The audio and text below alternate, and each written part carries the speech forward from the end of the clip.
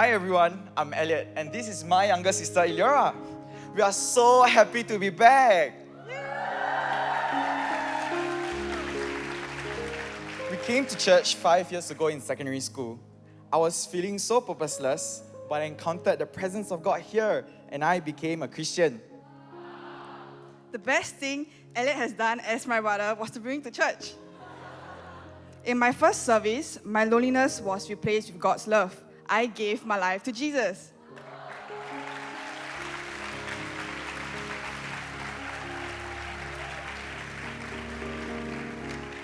Both of us actually live in Johor Bahru, so coming to church every week is quite an adventure.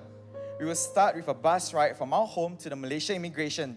From there, we take 2 more buses across the causeway to the Singapore immigration and to the Marsiling train station. After that, we take 2 trains over 14 stations from Marsiling to Paya Lebar before we finally reach church. That journey takes at least 2.5 hours, sometimes 4 hours if there's a jam. In a single day, we travel 5 to 8 hours to church and back home. We did this every week. Also,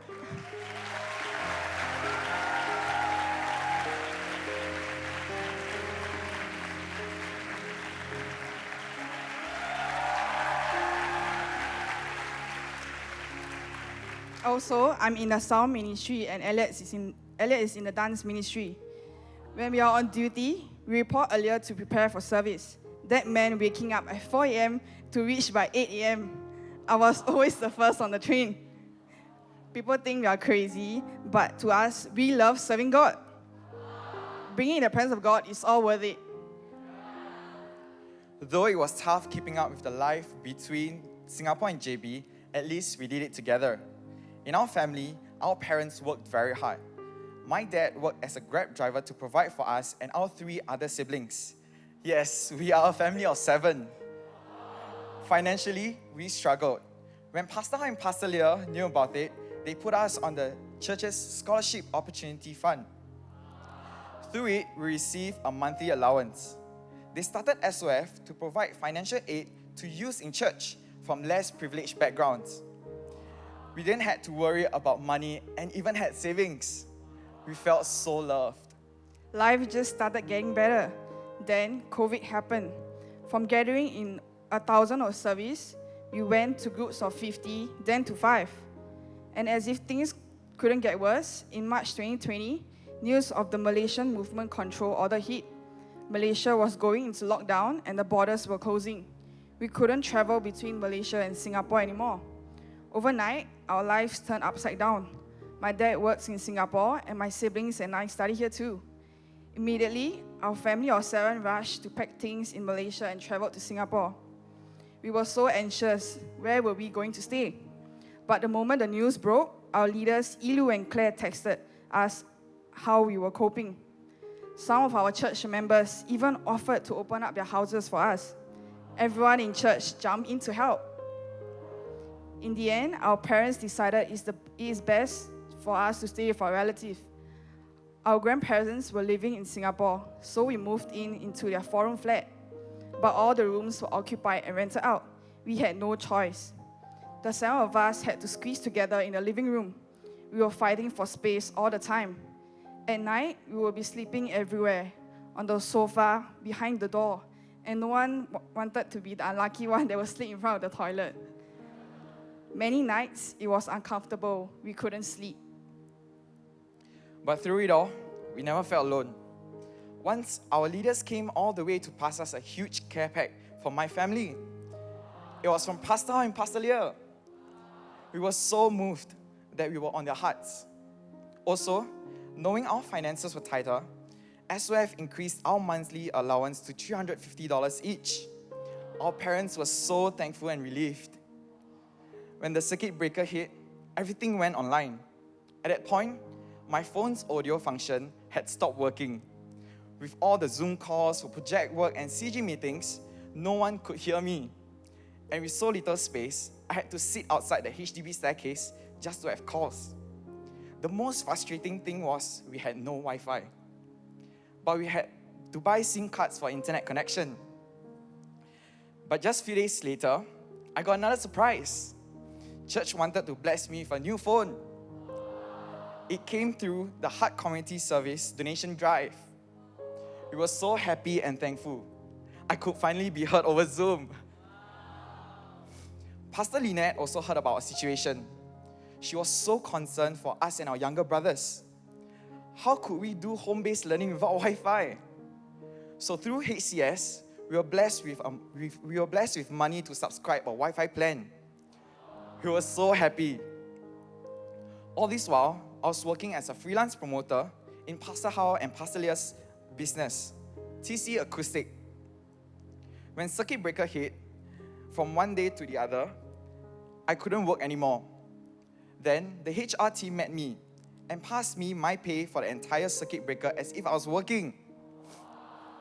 I was a freelancer, by right I shouldn't be paid. They also gave me a letter. In the letter it says, TC takes care of those who work with us. TC takes care of our own. We are more than employees. To pastors, we are family.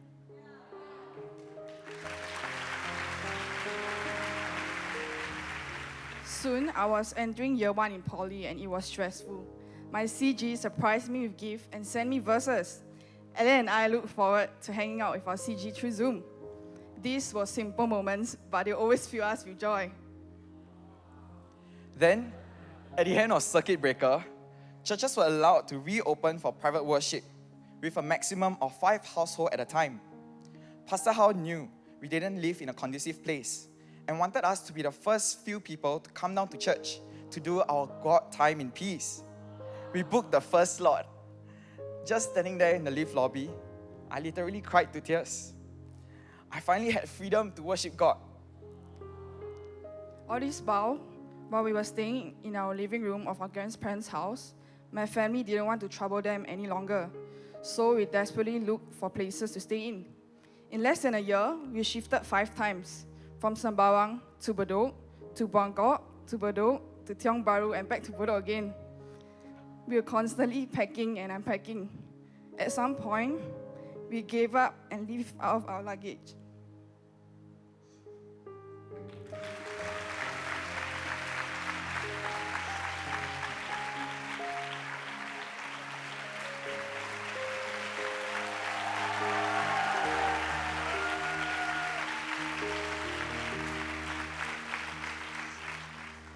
All this while, we still had to turn up for classes and do our schoolwork.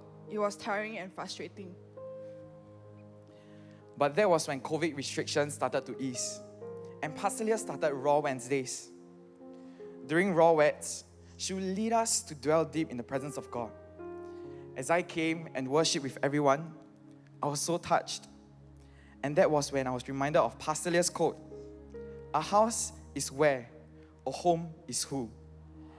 In the presence of God, with people in church, this is home to me. My sister and I may not have a proper physical house, but we have a spiritual home in Heart of God Church.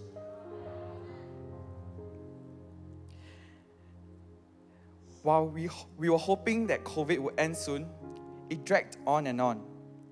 Being stuck in a room was getting unbearable, but pastors really understood our struggles. They knew there were a few people in church who didn't have the best living conditions. So they put us together and shared that the church found an apartment for us to rent. And for us, church would be covering the full cost. I would stay with the guys, and Eulora would stay with the girls in a different house. I was in disbelief. Why? Why would they go out all the way for us? They call it the homely place because it was a place that we can call home.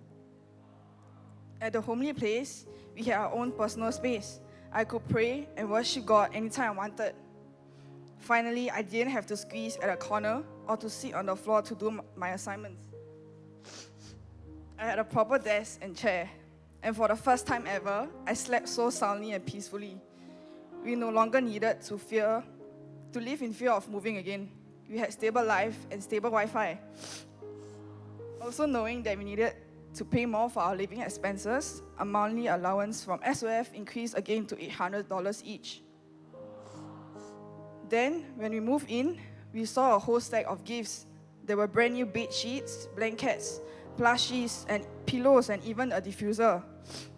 It came with a card and it wrote, "Dear Elliot and Eliora, always remember that you have a home here in Singapore and in Heart of God Church. We love you very much, Pastor Hao and Pastor Leah."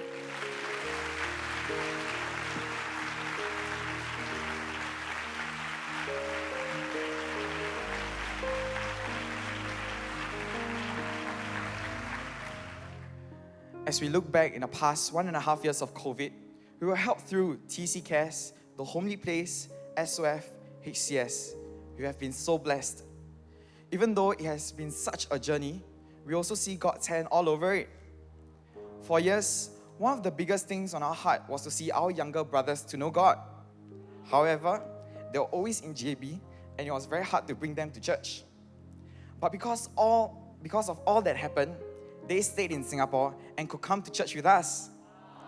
They encountered God's love and they gave their lives to Jesus.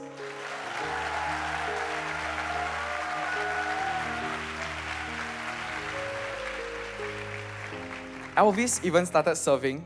Actually, Elvis and Elton are right here in service today.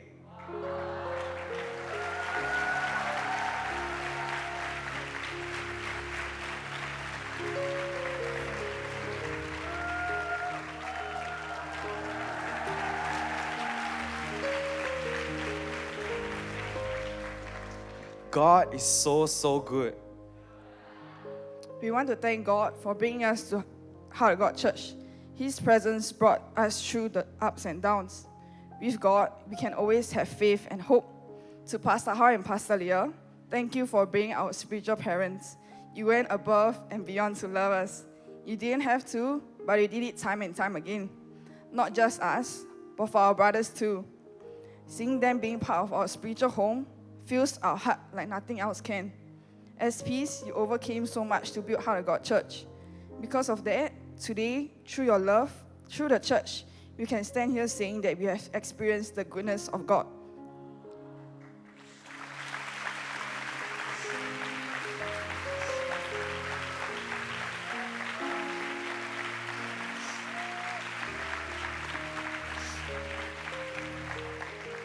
We want to be found building the church with you every single day of our life, no matter what it takes. Thank you, Heart of God Church, for giving so generously to HCS and for loving us without holding back.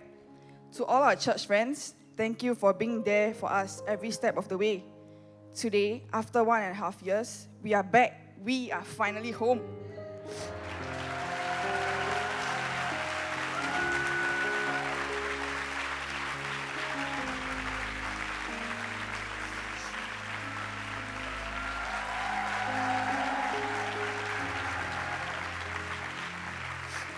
We can truly proclaim that God is good and He has been so faithful. Thank you. Come on, let's give Elliot Eliora a round of applause.